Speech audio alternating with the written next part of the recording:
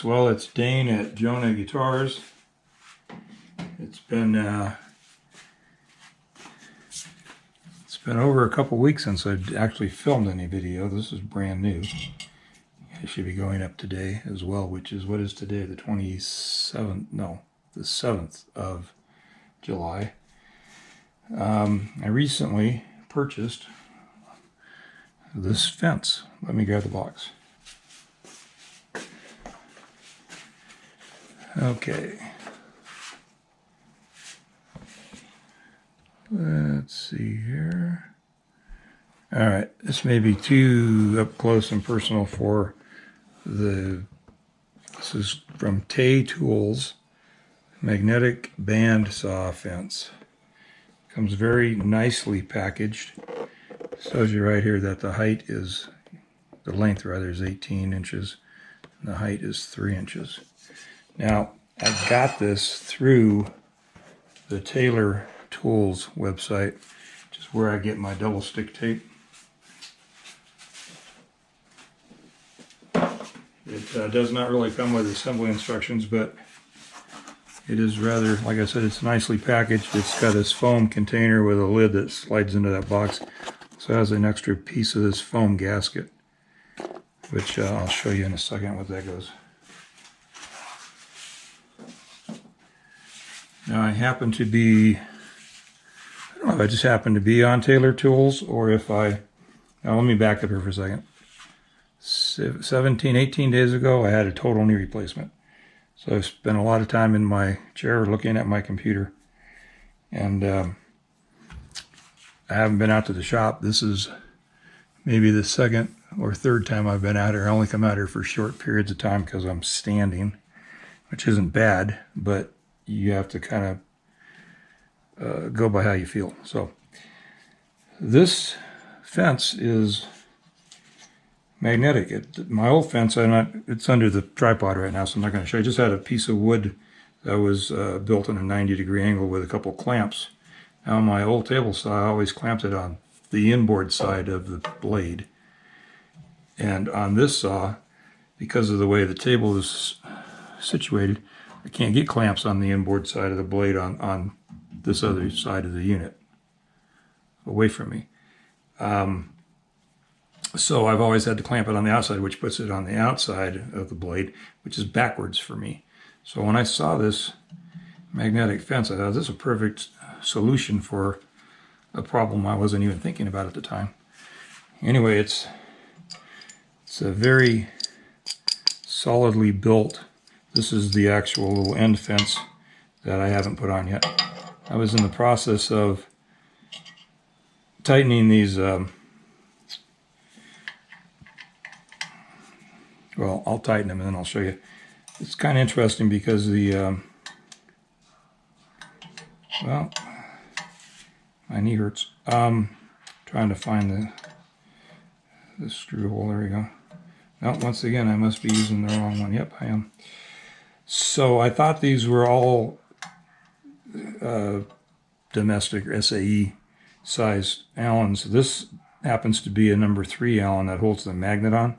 So I'm trying to snug these up, and the 1/8 inch I was using wasn't quite engaging the screw enough that I was able to put any RPMs on it.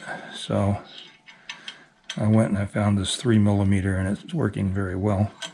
Well, oddly enough, the one that holds the end of the thing on where it squares off the table is 3/16. So those are nice and snug now. So now that I've got those snugged, and I did check to see, and this is extremely square to the table, very, very square to the table. So now all I have to make sure is that when I'm cutting something is that my blade is square to the table, which it is not right now. Anyway, I'm not cutting anything right now. So, Allen wrench is out of the way. This has these twisty release or twisty lock magnets on them, on it, and make sure I can get to one that you can actually see. Yeah, so this little piece of rubber gasket goes right here. I'm not exactly sure what the function of that piece of material is, but they gave you some replacement so that as this wears out, you can dig it out of there and you can super glue another little section in there. So just so you know what these look like, they just screw onto the fence. It's a very, very thick casting of aluminum extrusion here and then anodized blue. And you just rotate these little knobs here and it creates the magnetism. It just changes the polarization, I'm sure. I don't know exactly how that works, but that's apparently what it does. Now, this little guy slides up in here and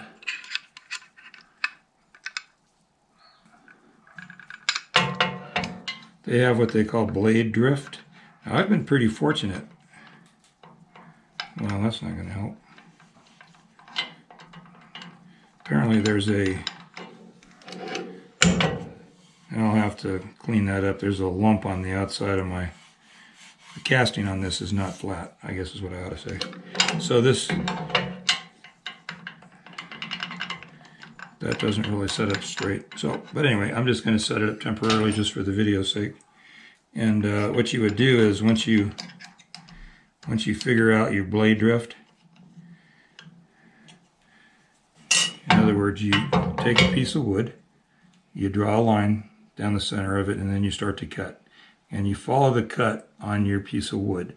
And if your piece of wood is actually cutting, following the line, but it's not straight or square to the table, you leave it so that it follows the line. Once you get to a point, you can stop that, hold it in place, bring your fence up to it, lock it in position,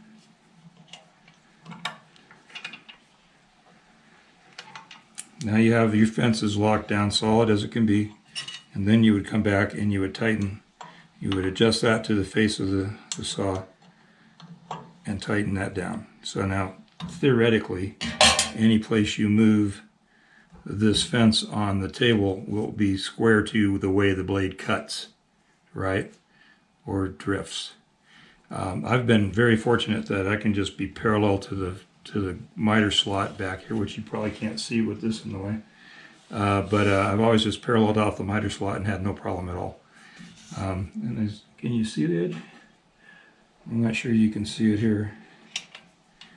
I have these little knobs that stick out here on the back and the front edge of this.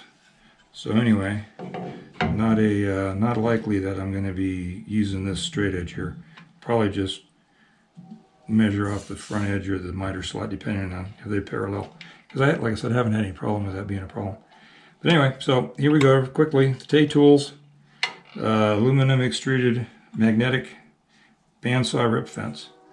I'll put the price in the video. I don't remember what it was right. I do remember it wasn't like, it didn't shock me. It wasn't like, well, I'm going to have to save up for that. And I'm briefing on this thing, and it's not coming up. So it's amazing how strong that holds on. I'm looking forward to using this fence. Got to find something to resaw once I'm able to spend some more time on my feet. That's it for now. Thank you, folks. I hope you enjoyed that. It's not really a review, but just a new fun tool in the shop kind of demo. Later.